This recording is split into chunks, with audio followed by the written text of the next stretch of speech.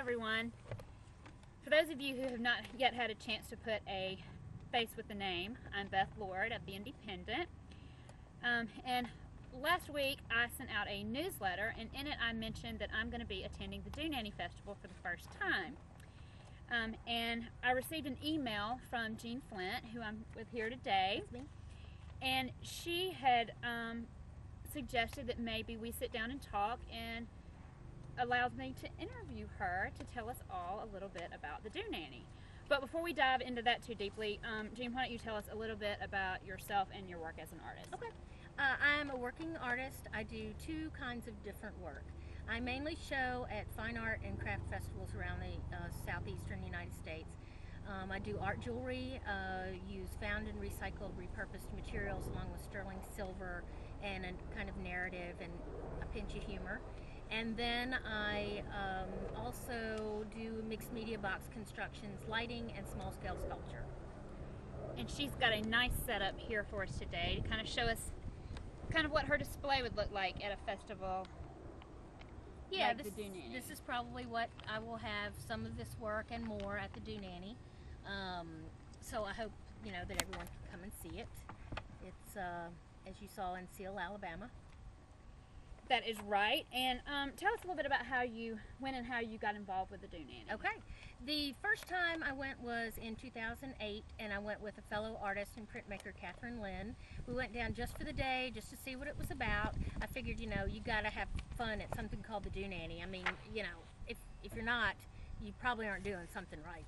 So we'll go down and immediately just fall in love with the place. It's on a private 80-acre farm Butch Anthony owns in Seale, Alabama.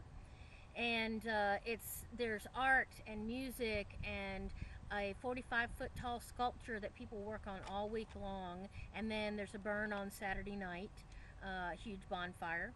I'm so excited. I know. And then there's all kinds of art projects going on. There's a communal kitchen.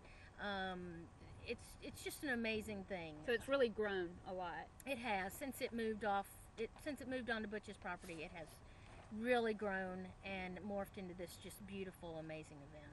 Right, because when it started, the history, there's something about a turnip, and John Henry, I believe, was the one, right? He found a turnip in the ground and painted a face on it. It came out looking like it had a face. Oh, that's right. That's right. And so they sold it to an art collector for $50, and kind of all determined that, well, if you can sell something like that, then and that's kind of where the name came from. It's a Doo-Nanny. So they that is what started, I believe that was the seed of the Doo-Nanny that was alongside the road in Pittsview. And at that point it was just like a folk art festival, right? Yep. And then it kind of merged into this music and art and moved over onto the everything. private property, yep. Right, so you mentioned that it's on Butch Anthony's 80-acre farm in Seale, Alabama, and I was actually born in Montgomery, Alabama, and raised about an hour northeast of there in LaGrange, Georgia. So I'm super familiar with the landscape of that area, but as a first-timer and a newbie, I can't exactly visualize, how this whole thing is going to work. So maybe you could kind of paint a picture of what I can expect to see when I get there. Okay. When you come onto the property, you will park your vehicle. There is parking for cars. We try to keep cars, to a minimum in the art area and the camping area. You'll come in. You will probably set up your camp where you're going to sleep, pitch your tent or whatever. And then you'll walk past Butch's house, past the Museum of Wonder, which you absolutely have to go in. It's an amazing place. And that's Butch's work. And then you will start walking down a road, and to either side of the right and left of the road will be artist booths. And they're not traditional artist booths. There are no white tents. It's a lot of things that people have built in the woods, and that really displays their artwork to the fullest. I mean, it's a whole environmental, everything goes together. You know what kind of work the person's doing by what their display looks like as you're headed down the road. Then you'll go down the road, you'll come to probably some food booths, but not your traditional food booths. Nothing traditional there. Right. Tamale, we've got a tamale guy, and we're doing a low country boil Friday night at at the auction, the Possum Trot Possum Trot. auction. You can come early for that on Friday night. And then you will see the stage. It's a double-decker stage, and you will immediately see the 45-foot tall sculpture that we work on all week long, that will be ready to burn on Saturday night. You will see across the way, probably camping. We usually set up a teepee. There's some large-scale circus kinds of tents. And just come with an open mind and an open heart, and you will have a great time. So excited about this. It's going to be great. So, okay, you mentioned, and I've read about this communal kitchen. And I love to cook, and I love to entertain and prepare things for people, but I guess I just don't fully understand like how all that works, and I want to make sure that I'm prepared. Well, you can come ready to share with people. You can make a huge, say you want to make a huge pot of vegetarian chili, you know, and then invite anyone who wants to come in and have a bite. You can prepare a part of a meal. I would say just bring all your ingredients that you need. You know, bring your herbs and spices, and bring your citrus. Bring anything you're going to need to prepare whatever it is you've decided. Some people may come and serve cocktails. They may have, I you know, last year did mojitos and took them out and served them to almost everyone in the camp. So did you prepare those for like 100 people or for 30 people, or? I was prepared for about 40 or so. Okay, so like 50-ish, because we'll scale it up for this year. So 50 would be a good rough number to. It okay. would. Okay. And you know, everything you need is there. All the cooking materials, pots and pans. But if you are going to make like one huge soup or something, you might want to bring that stock pot with you. Okay. But there are dishes, you know, we wash dishes, and there's silverware there. We try not to use any plastic because we're real conscious of, you know, keeping everything green. And we have recycling. We do composting of all the materials in the kitchen, you know, except meat, because you can't compost that. Right. But so we're very aware of that. And you know, as you come in and wash a dish, as you use a dish, wash a dish. If you want to come in and just, you know, clean up a counter, do anything that you want to pitch in to help. We're really all about pitching in and supporting each other, and make your food, you know, if you want to, you can make your food very artful, and so that can be your you know, contribution to the art there. So everything's about creativity. It is. And about just being mindful of everyone there. So not being one who camps on a regular basis, this whole restroom thing and this hillbilly spa, I'm a bit, I guess, nervous about that part. Okay. So if you'll help me understand that. Okay. Well, we have worm-powered outhouses, which are composting human waste. Stuff. Yes.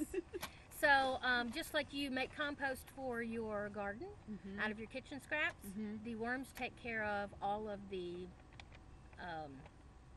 they clean everything up for us. So we have very, very little impact that way on the environment there on Butch's property.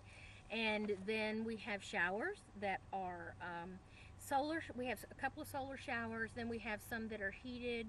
We have a huge horse trough that's heated by wood.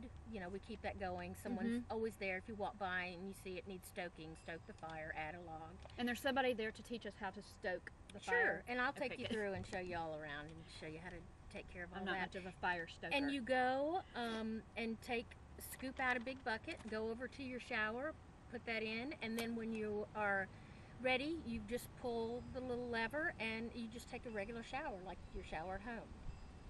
And I'll, you know, bring your toiletries, bring your towels. And they're all like, are there people kind of everywhere around you, or? No, the bathroom and spa area are pretty much by themselves.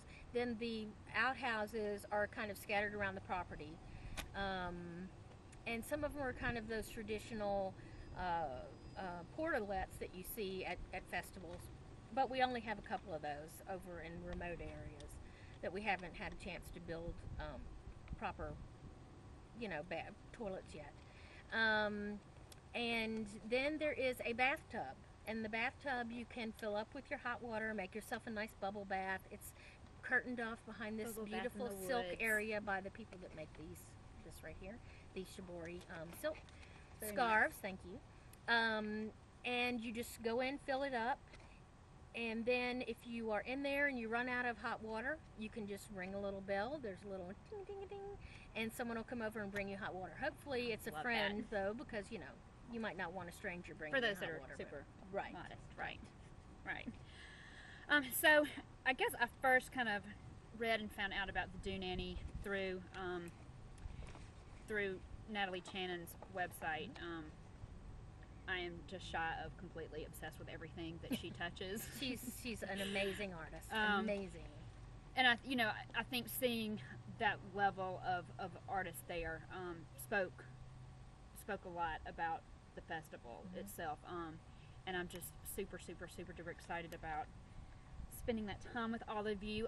So is there anything else that I need to know, or Well, that they need to know? I would come with not a whole lot of expectations. I would come prepared to have a great time, to meet a lot of interesting people, and I would bring, there's some things I would bring. I would make sure that you have enough ice. I would make sure that you have... How do you keep the ice cold all the time? Well, you bring Frozen. your cooler. I mean, how does it stay frozen? Well, you This is so not in the script. No, it's not. Anybody that ever camps or goes to anything that has a cooler, that's how you keep the ice cold. And then you put your stuff in there and you just kind of keep stoking the ice as you go along. We have refrigerators in the kitchen, we have stoves, we have a huge barbecue pit. I would come prepared to bring anything that you might want, especially if you are on any kind of a restricted diet. If you have to watch your wheat or dairy. Bring the things that you need to keep yourself healthy and happy in the 2 or 3 or 4 days that you're there. Come prepared. I would bring rain gear just in case. I would bring clothing for hot weather and cold weather, because it will get cold at night. Okay. I would bring any wigs, props, costumery, For the possum trot. anything that option. you might want. Think, Mardi Gras, or just anything that makes you happy. And if you want to bring your little tutu, bring that thing. Your purple wig. This is Your gonna be so much goggles, you might need some fun. kind This of is a great pair of protective goggles. eye gear, you never know. Yeah. Make sure I would bring rain boots. I would bring a couple of pairs of boots because it can get muddy. I would make sure that you have all your camping gear that you need. I would definitely bring your dancing shoes. I'm not much of a dancer. But you don't have to be a traditional dancer. You can just be a swayer, a stomper, a hula hooper, anything you want. An open mind. An open mind, heart. an open heart, and be prepared to have a great time. That I'm ready for. Okay. Thank you for doing this. I appreciate it. Sure. We're so happy you're going to be coming this year, and we're Me just too. have a great time. So we hope to see you there. Thanks.